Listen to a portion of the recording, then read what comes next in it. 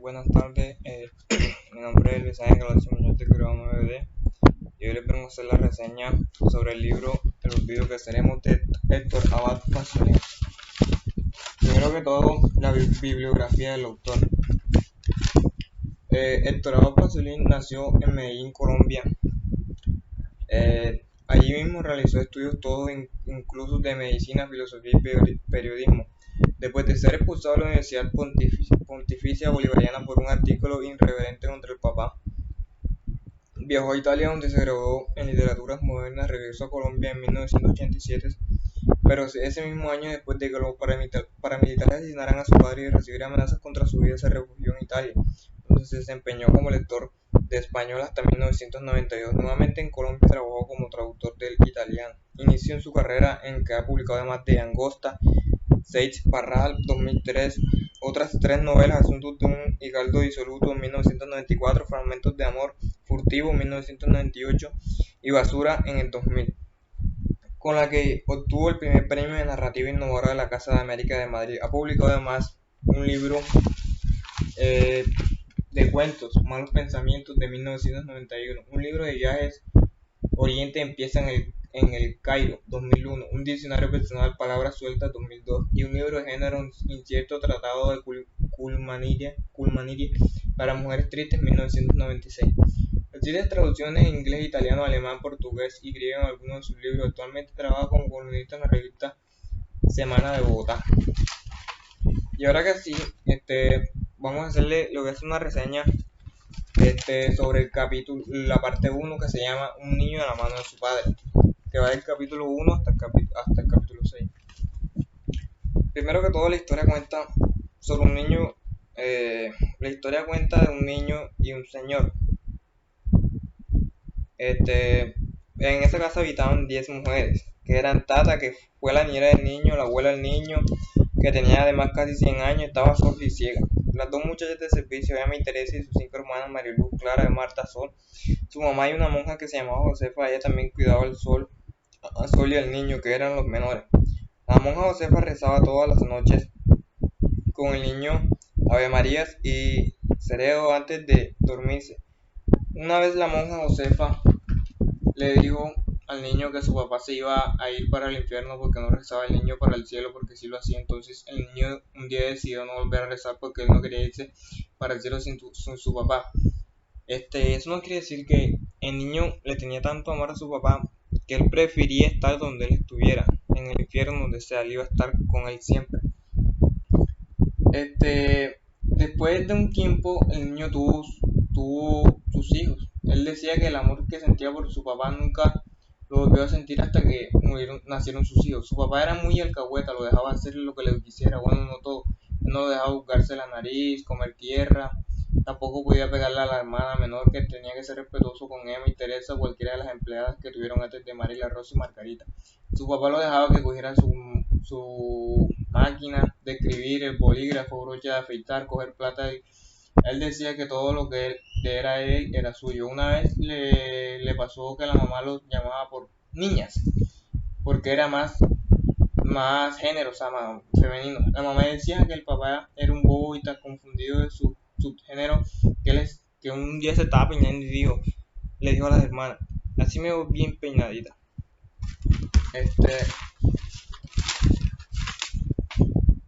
Ahora viene la parte 2 del capítulo 7 hasta el capítulo 12. El niño empezó a sufrir, no en él ni en su casa ni en los demás, porque para él el papá era lo más importante. El papá le daba a saber que no todos eran felices y afortunados como ellos. El niño, algunos fines de semana, cuando no había clase en la universidad, el papá se dedicaba a visitar a algunos barrios pobres de Medellín. En alguna niñez de él lo visitaba un doctor estadounidense que se llamaba Saunders. Doctor Saunders le decía. Cuando él llegaba le ponían trompetas y el himno nacional de Estados Unidos para recibirlo. Él dormía en el cuarto de los huéspedes, pero ese cuarto, o sea, era muy bueno, le ponían sábanas nuevas, todo nuevo. Cuando él llegaba sacaba todo, o sea, todo lo bonito, nuevo, de vajilla, etcétera. Ellos se dedicaban, él y el papá, el niño se dedicaban a a visitar los barrios más pobres de Medellín porque algunos sufrían de tefasis, creo que se llama, porque los acueductos estaban muy contaminados, la leche estaba mal, el agua tenía parásitos, amebas, o sea, de todo.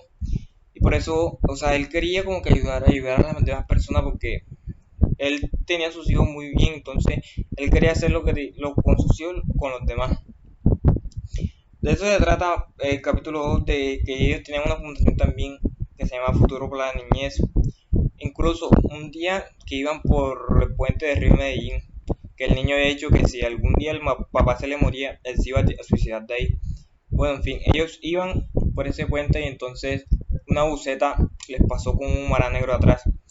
El sounder dijo stink y el niño quedó como que, ¿qué es eso? Entonces él después se enteró que era una mala palabra, hediondo. Entonces el niño dijo que ahí había aprendido dos palabras a la vez, en español y en inglés, hediondo y stink.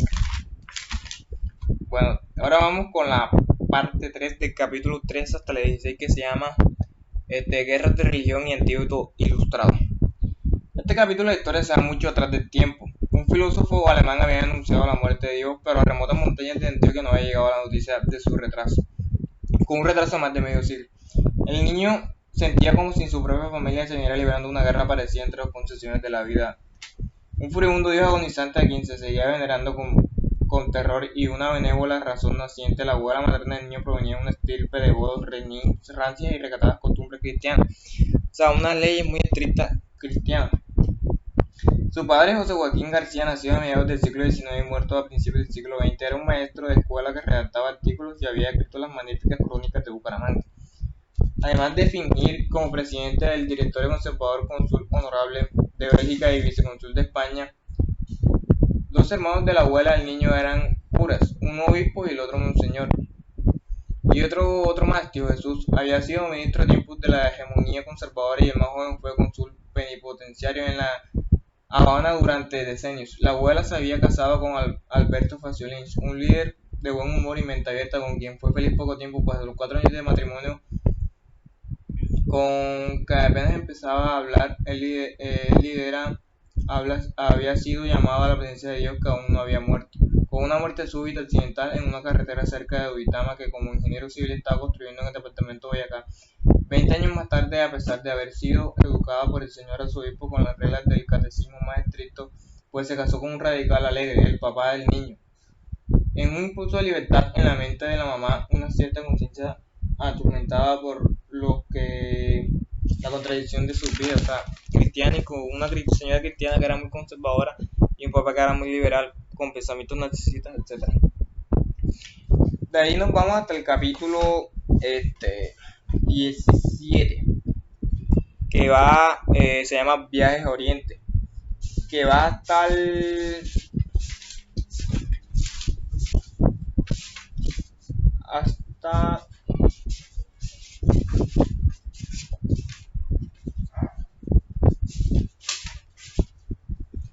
26, que va el capítulo hasta, 19. Durante la infancia del niño y su primera juventud en los años 60 y 70, el papá de él estuvo enfrentado muchas veces con las directivas de la universidad por motivos ideológicos, o que tenían pensamientos diferentes. Claro que él no lo entendía ni lo percibía directamente, pero las conversaciones entre la papá y la mamá en el comedor y en el cuarto eran interminables y tensas. Ellos lo apoyaban en todo con firmeza, le ayudaba a aguantar las persecuciones más injustas y le sugería estrategias diplomáticas de su supervivencia. Pero llegaba un momento en que todo fracasaba y mi papá tenía que marcharse para largos viajes, bien incomprensibles para mí y con consecuencias muy dolorosas, que yo entendía y que solo pude dilucir al cabo de los años. En esos decenios, el niño tuvo que soportar una y otra vez la persecución de los conservadores que lo consideraban un izquierdista nocivo para los alumnos, o sea, peligroso para la sociedad y demasiado librepensador en materia religiosa. En la universidad, y cuando él más que nunca predicaba la tolerancia de todas las ideas, el mesoísmo en filosofía, te repetía mucho la siguiente frase, quizás citando a alguien que no recuerdo: aquellos a quienes los güelfos acusan de gibelnios y gibelnios acusarán de güelfos, esos tienen la razón.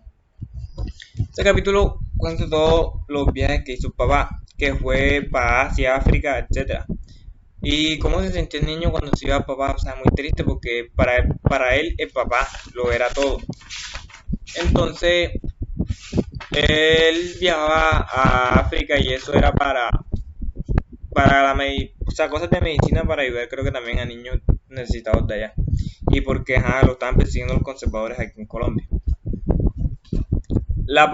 El papá del niño y la mamá, o sea, eran muy contradictorios en su religión y en su comportamiento, pero había mucho trato amoroso en la vida diaria de ellos. Se contaban todos como si no se hubieran visto en varios años, o sea, prácticamente unos adolescentes que se cuentan todos muy enamorados. Entonces, él, el entusiasmo de sus buenos amigos que llevan semanas sin verse se juntaban lo bueno y lo malo, como les dije ahora, de lo que les había ocurrido ese día y no paraban de conversar sobre todos los temas. La vida de los hijos, los problemas de la oficina, los pequeños triunfos y los constantes derrotas de la vida cotidiana. Cuando ellos se separaban, ellos hablaban muy bien del uno y del otro. Y cada cual por su cuenta les enseñaba a creer las distintas cualidades de la pareja. A veces por la mañana ellos se iban para la finca de Río Negro. El niño los encontraba abrazados en la cama, conversando. El papá del niño le escribía poemas y canciones de amor, con coplas cómicas en cada cumpleaños y la misma canción sentimental de cada aniversario que la hermana del niño Marta acompañaba con la guitarra. Que sin ti sería una sombra, nada sería sin tu amor. Incluso al final de la vida del papá, él empezaba a cultivar rosas en la finca por motivo muy simple, que contó en una entrevista. ¿Por qué las rosas? Simplemente él las cultiva porque a la esposa de él le gustan las rosas. A Cecilia le gustaban mucho las rosas, la mamá del niño. A su vez trabajaba tanto en el fondo por una casa altruista para que el papá del niño no tuviera que preocupar por ganar plata, incluso para que pudiera regalarla como le gustaba sin pensar que estaba descuidando a la familia. Pero sobre todo para que pudiera mantener su independencia mental en la universidad, para que no pudiera caerlo como es tan común aquí en la amenaza y la presión del hambre. Aquí en este capítulo cuentan los años felices que ellos tuvieron y eso. Pero en el capítulo más adelante, que es la muerte de Marta, capítulo 26, ahí donde el niño empieza a decir que, o sea, el cielo envidioso de la felicidad que ellos tenían, tienen una paréntesis de felicidad, o sea, casi perfecta. O sea, ellos sí eran, el niño sí era feliz porque, o sea, papá de vuelta de los viajes que hizo, ya no se iba a ir más, o sea, ya se iba a quedar. Pues entonces todo comienza cuando el papá descubre que Marta tenía unas bolitas acá atrás en forma de rosario. O sea, nadie le paró casi atención a eso. Entonces la abuela dijo que eso era una bendición porque estaba en forma de rosario. Entonces de ahí empezó todo. Marta se empezó a sentir mal y eso, y ahí se la llevaron. Y descubrieron que tenía un cáncer que no era como que muy reconocido, era melanoma, o sea, cáncer de piel. Y que aquí en Colombia no había medicina ni nada de eso. Tenían que llevársela para los Estados Unidos. De ahí, bueno, la llevaron a los Estados Unidos. De ahí le hicieron exámenes y todo eso y sí le confirmaron que tenía cáncer de piel. Los papás saben que eso era una enfermedad que la podía matar porque en esos años la medicina no estaba tan avanzada. Y le inyectaron una droga que estaban probando apenas para ver si le funcionaba. Le dijeron, te vamos a volver tu hija para Colombia y allá cada semana nos vas a mandar con hemogramas, o sea, le van a sacar sangre y la van a enviar a Estados Unidos para ver si la droga le está funcionando o no. Bueno, de ahí además Marta, ella tocaba mucho el violín, pero un día borracho, el profesor de ella dijo que los que tocaban violín era como una maldición porque recorría de mucho tiempo. Y de ahí ella se empezó a dedicar a la guitarra y al canto. Volviendo otra vez al tema anterior, cuando le descubrieron el cáncer a Marta, ella le dijeron, estás enfermo, pero no es una enfermedad que te vas a morir, tú no te vas a morir, tú te vas a quedar conmigo. Pero el papá sabía en el fondo que sí se podía morir, o sea que había más posibilidades de morirse que de vivir. En todo ese tiempo, antes de eso, las hermanas y Marta, todas eran las más lindas de la comunidad. Sí, le llevaban serenatas por un montón, tenían novio un montón, pero la única que era más así era Marta, que más seriecita. O sea, prácticamente todos los días le llevaban serenata a las hermanas, Mariluz, etcétera. Entonces, cuando Marta se enfermó, ella un día que tenía una prima en Cartagena, la pasaban mandando patillas. Eso era los sandías, eso era lo único que ella se alimentaba, lo único que le provocaba. La prima de ella se llamaba Nora, que ella se iba a ir se iba todos los fines de semana, que vive en Cartagena hasta acá, hasta Medellín. Entonces, un día Marta vomitó y estaba Mariluz ahí. Y Marta gritó, papi, Marta botó el hígado. Entonces, el papá, de tanta tristeza que tenía, por primera vez en todo, volvió a sonreír. Entonces, se echó a reír. Entonces, el papá le dijo, una persona no puede vomitar el hígado. Eran las patillas que había comido, tanta patilla porque eso era lo único que se alimentaba. Cuando ella estaba, cuando en traspaso de la enfermedad, la iban a visitar sus dos novios. Entonces una la agarraba de la mano y uno de la cabeza. Pasaban tiempo con ella. Marta ya poco a poco la enfermedad le iba degenerando. Estaba más flaca, estaba maluca, ya le estaba acabando la enfermedad. Entonces, de ahí, Marta ya estaba tan maluca que ya... Y hasta que llegó el día que ella no despertó más. O sea, se murió. Todo con profunda tristeza y eso. Y el siguiente capítulo, que se llama Dos entierros, todo comienza con un arzobispo que empieza a gritar que alegría, alegría, alegría. Entonces él dijo que él quería despedir a Marta con alegría. Al papá y al niño eso no le gustó mucho. Ellos estaban muy tristes porque el papá cerró los ojos de ella, Marta. Madre la quería mucho. Entonces, ellos dos se salieron muy de profunda tristeza y eso. Y entonces, después, 15 años después, asesinan al papá. Y ahí donde a él no le quieren hacer ni misa ni nada de eso porque él no era creyente, él no creía, o sea, no tenía como que religión, no era cristiano ni nada de eso. Entonces no le querían hacer nada porque así él no creía para que le iban a hacer algo. Pero al final le terminaron haciendo con coros de la universidad y todos lo despidieron. Lo despidieron con... O sea, bueno. Vamos al siguiente capítulo, que se llama Años de Lucha. Capítulo 32. Ahí habla ese momento de la sed de justicia que tenía el papá. Se convierte en una tentación y en un martirio. Entonces, él tenía un amor excesivo, exagerado por los hijos. Entonces, ahí donde este capítulo muestra, por lo tanto, que él luchó en su vida. Después de la muerte de Marta ya no le importaba nada. O sea, prácticamente él luchaba, si lo mataban, le valía todo, o sea, ya. Entonces, eso fue lo que pasó, que de tanto luchar por los derechos humanos, que eso se dedicaba después, pero seguía ayudando a los niños, hasta que el compromiso del papá se hizo más fuerte y más claro. Su pasión de justicia creció y sus precauciones y cautelas se redujeron a nada. No le importaba nada, como dije ahora. Y Sol y él entraron a la universidad. Entonces, la primera lucha que tuvo el papá después que murió Marta fue con la Asociación de Profesores de la Universidad de Antioquia, de la que él era presidente, y de la cual lideró un paro de profesores apoyado por los estudiantes en defensa de su categoría y contra un rector astuto y reaccionario, Luis Fernando Duque, viejo alumno de papá del niño.